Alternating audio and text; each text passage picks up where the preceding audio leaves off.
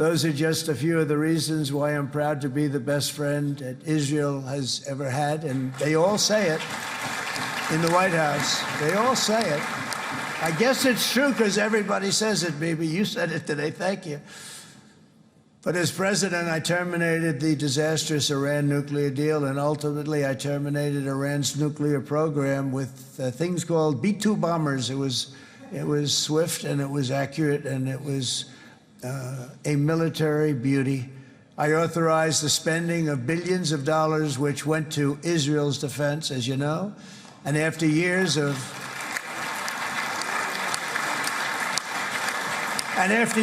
broken promises from many other American presidents, you know that, they kept promising. I never understood it until I got there. There was a lot of pressure put on these presidents. It was put on me too, but I didn't yield to the pressure.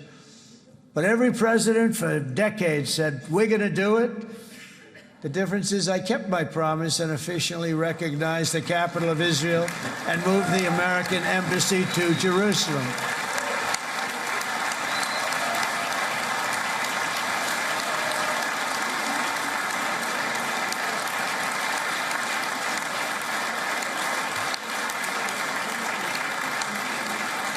Isn't that right, Miriam?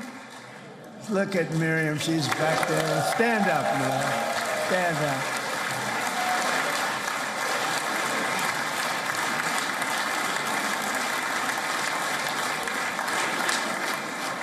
Miriam and Sheldon would come into the office. They'd call me. He'd call me. I think they had more trips to the White House than anybody else I can think of. Look at her sitting there so innocently.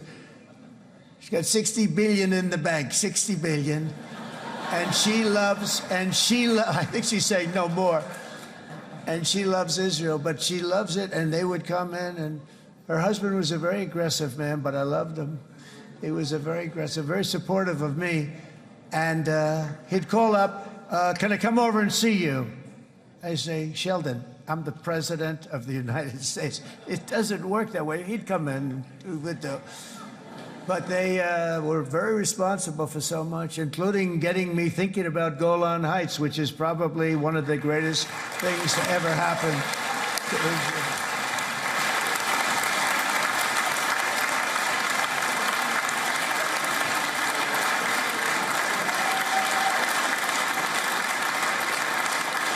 Miriam, stand up, please.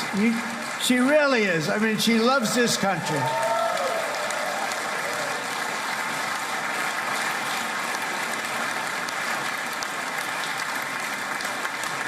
She loves this country. Her and her husband are so incredible. We miss him so dearly. But I actually asked her, I'm going to get her in trouble with this, but I actually asked her once, I said, so Miriam, I know you love Israel. What do you love more, the United States or Israel? She refused to answer. That might mean Israel, I must tell you. We love you. Thank you, darling, for being here. That's a great honor. Great honor. She's a wonderful woman.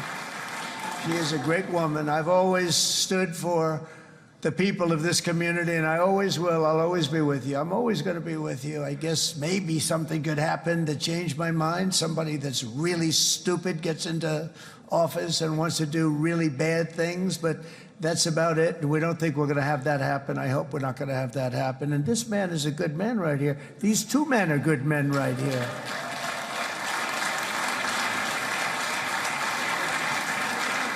Hey, I have an idea. Mr. President, why don't you give him a pardon? Give him a pardon. Come on.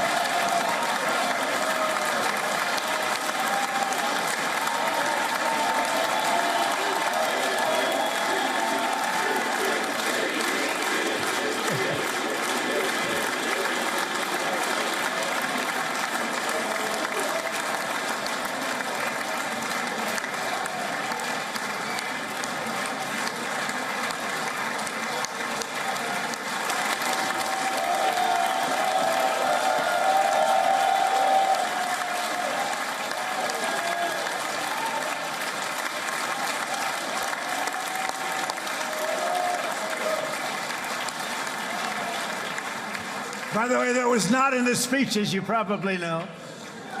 But I happen to like this gentleman right over here, and it just seems to make so much sense. You know, whether we like it or not, this has been one of the greatest wartime presidents. This has been one of the greatest wartime presidents. And cigars and champagne, who the hell cares about that?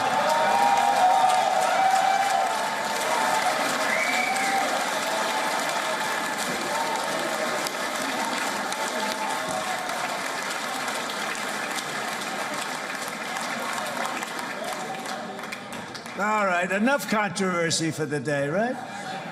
Actually, I don't think it's very controversial. So, you know, I mean, I see so popular. You are a very popular man. You know why? Because you know how to win.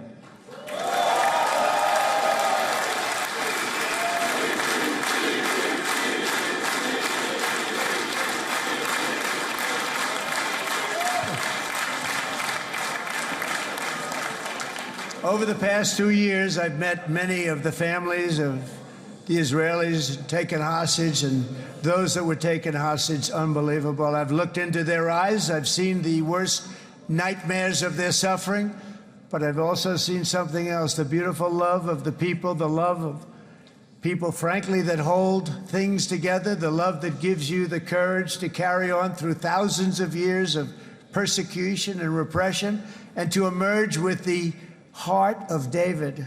It's the heart of David.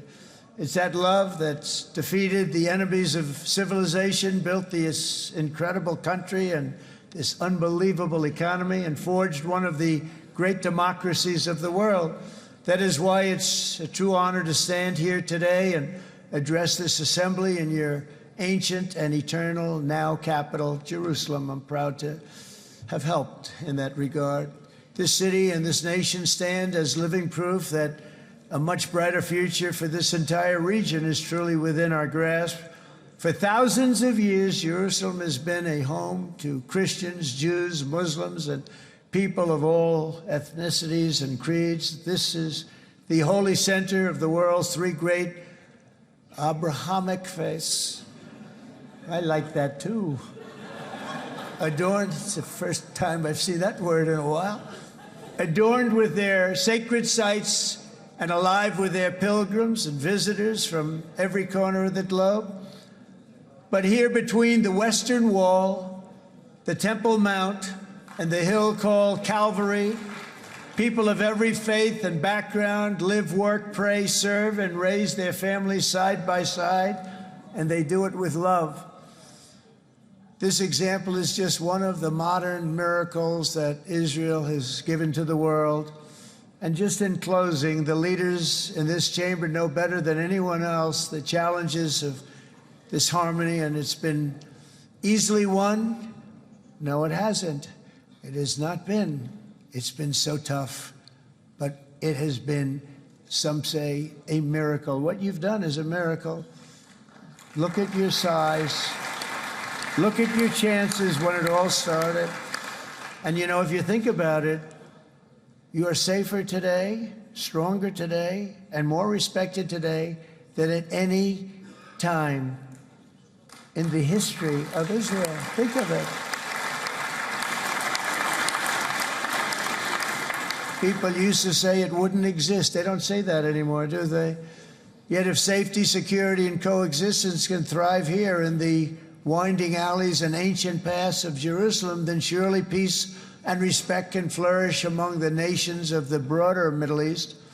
The God who once dwelled among his people in this city still calls us, in the words of Scripture, the turn from evil and do good, to seek peace and pursue it. So he still whispers truth into the hills and knolls and valleys of his magnificent creation, and he still writes hope into the hearts of his children all over the world. And that is why even after 3,000 years of pain and conflict, the people of Israel have never given up from the threats of Zionism, from all sorts of threats. You want the promise of Zion. You want the promise of success and hope and love and God. And the people of America have never lost faith in the promise of a great and blessed future for all of us. From the very first day that modern Israel was founded, we have stood together through thick and thin of setbacks, and through victory and defeat, through glory and heartache. We have built industries together. We have made discoveries together. We have confronted evil together, and we have waged war together. And perhaps most beautifully of all, we have made peace together. And this week, against all odds, we have done the impossible and brought our hostages home.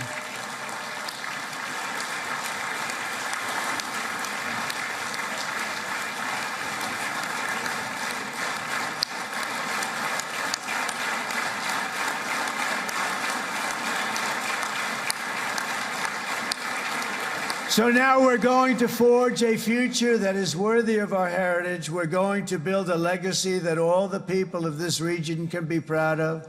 New bonds of friendship, cooperation, and commerce will join Tel Aviv to Dubai, Haifa to Beirut, Jerusalem to Damascus, and from Israel to Egypt, from Saudi Arabia to Qatar, from India to Pakistan, from Indonesia to Iraq, from Syria to Bahrain, Turkey to Jordan, the United Arab Emirates to Oman, and Armenia to Azerbaijan, another war that I just settled. We are going to have hope, harmony, opportunity, and happiness here in the spiritual and geographic center of the entire world. That's what you are. Israel, America, and all of the nations of the Middle East will soon be safer, stronger, greater, and more prosperous than ever before.